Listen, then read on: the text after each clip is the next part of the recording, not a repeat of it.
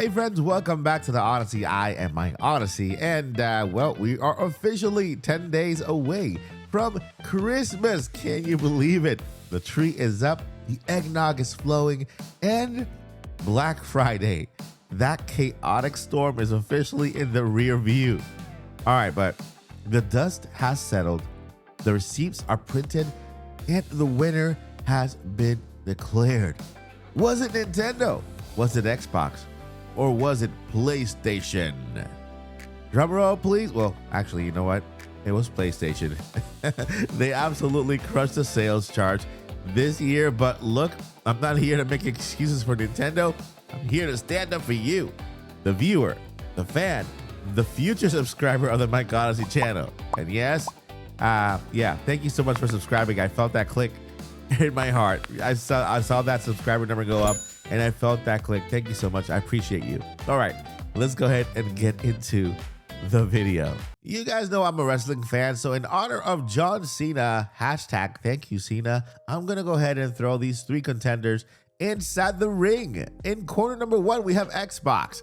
They played the value game, right? Game Pass Ultimate was practically free, and the Series X price cuts were aggressive.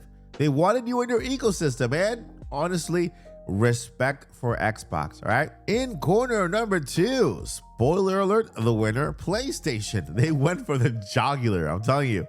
They knew Wolverine isn't coming out until 2026, so they dropped the hammer with a Ghost of Yote bundle, okay? Now, you could get the PS5 Slim and the open world game for a massive discount. They gave people what they wanted. Big games, big hardware, low prices. And then in corner number three was Nintendo.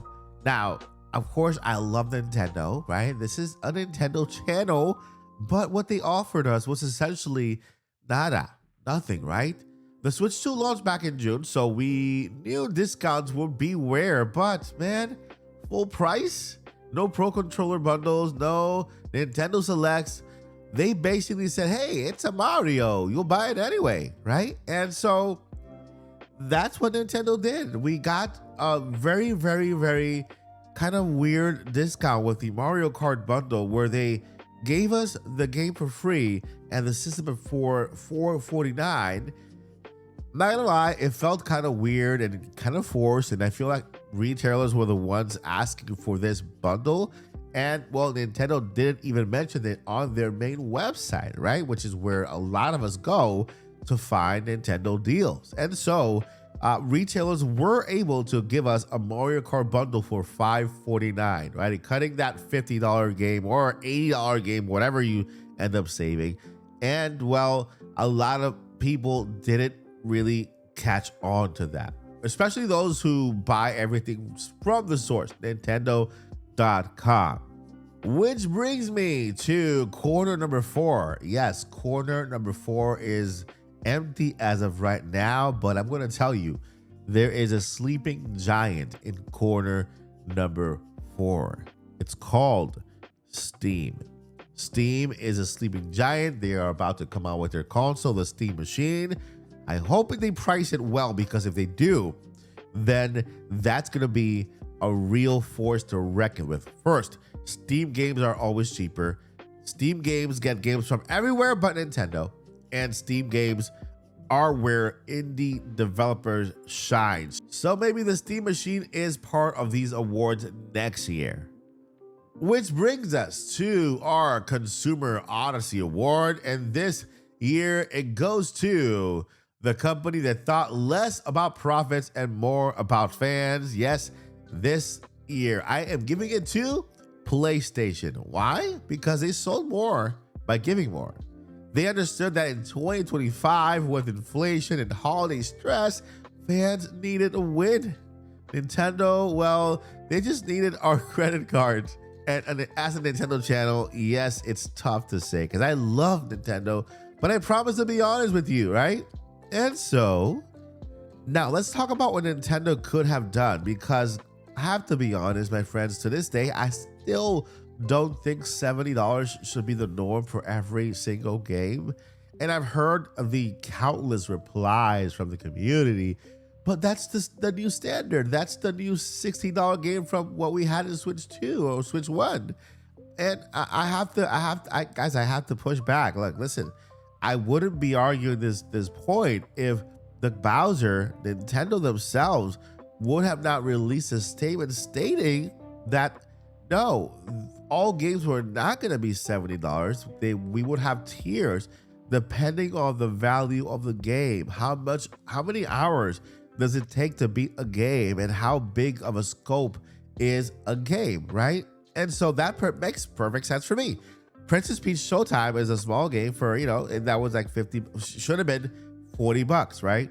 And so if they are saying, depending on the scope of a game, we will be pricing the game accordingly, then $70 is a great price for Tears of the Kingdom, because that game is massive. It'll take you at least 40 hours to complete that game, 40 hours plus. I've been reading your comments and I'm looking at the playtime data.